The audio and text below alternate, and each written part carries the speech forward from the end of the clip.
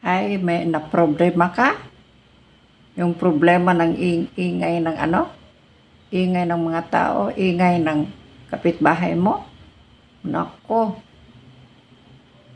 gagawa na lang tayo. Wala tayong magagawa nito, kundi magagawa na lang tayo ng sariling diskarte, no? Kasi yung iba talagang wala tayong magagawa kasi kung saan man tayo galing, mayaman tayo o mahirap, kung saan tayo galing, hindi man naman natin pwedeng sasabihin na ganito sa amin, ganito ang gusto ko, ganito.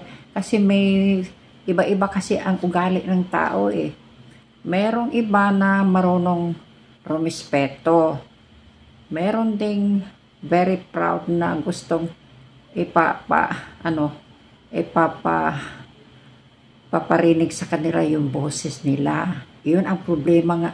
Karamihan, siguro dito sa Pilipinas, ang problema yan, mga 70% sa tauhan ng Pilipinas, yun ang problema. Kasi, yun nga, may video kayo yung kapitbahay mo, kumakanta hanggang gabi, hanggang alas 10, hanggang alas 12 ng gabi.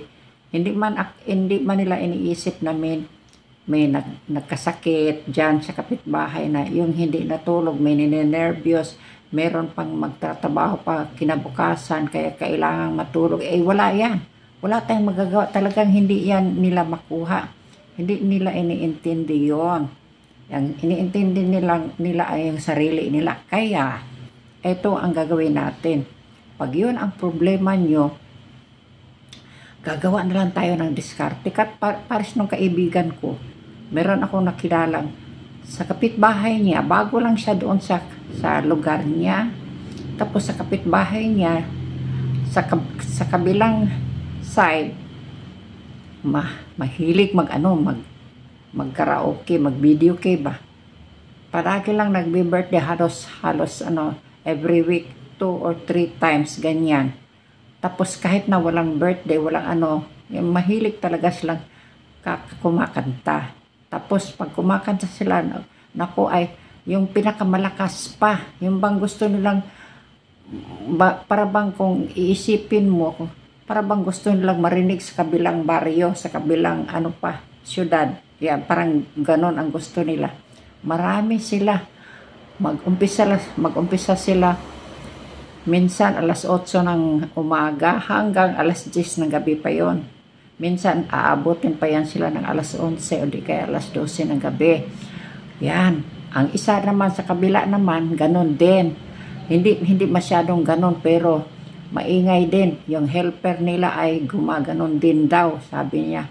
Palaging every time na aalis yung amo nila, ang helper ay kumakanta, sumisigaw, nako, ilang oras. Tapos yung bang ang helper ay hihinto lang sa kakanta pag iniisip niyang darating na ang amo niya. Kaya palaging kanta ng kanta yun. Kaya wala silang peace of mind doon sa bahay nila.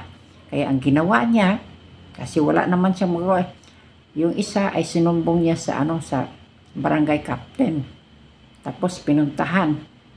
At nagkataon naman na umalis din yung helper okay na, yung bang peaceful na. Kasi yung amo, nalaman niya, at saka kalmado din naman yung amo, hindi naman masyadong bastos. Nag-aano din siya, yung hinihinaan din niya ang kanta niya, tapos hindi din siya kumakanta araw-araw, yung okay lang. Pero yung sa kabila, mahilig talaga kumanta.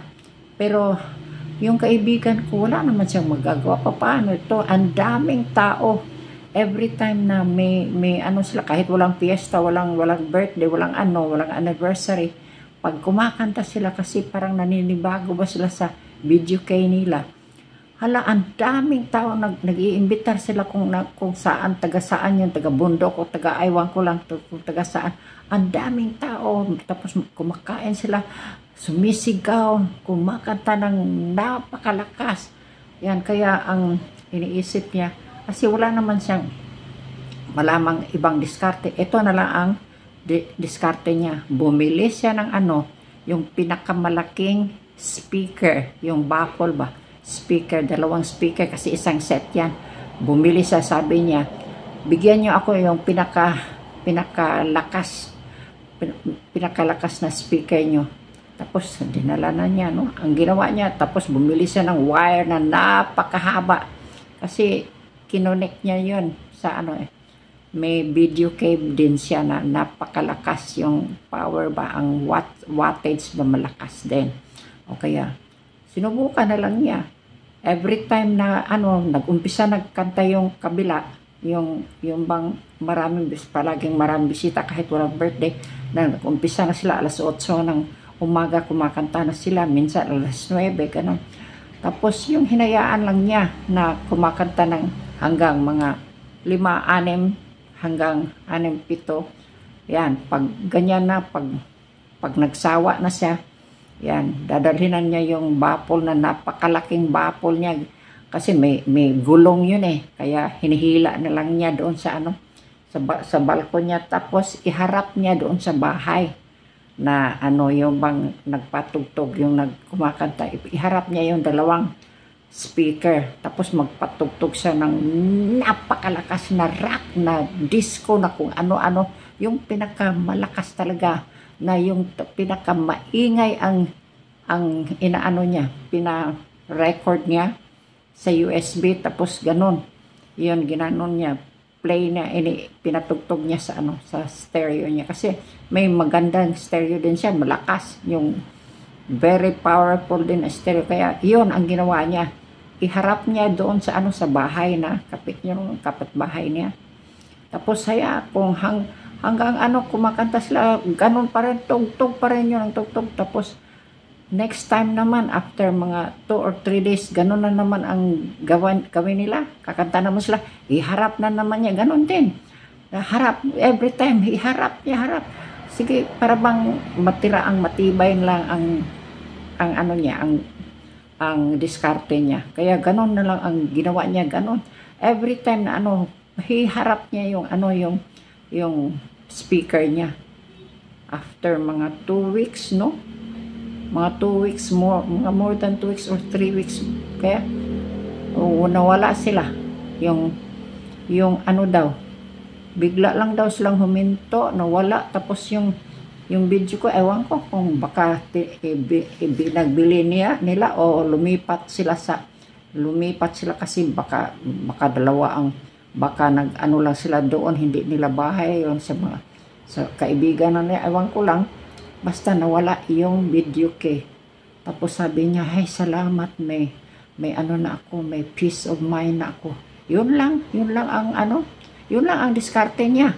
Kaya ito lang ang advice ko sa inyo. Yung na problema, yun din ang gagawin nyo.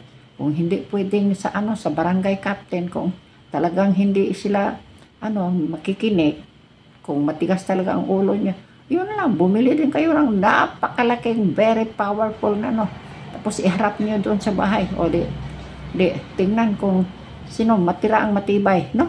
O, sige, yun lang. Yun lang ang ko, advice ko sa inyo. Bye-bye.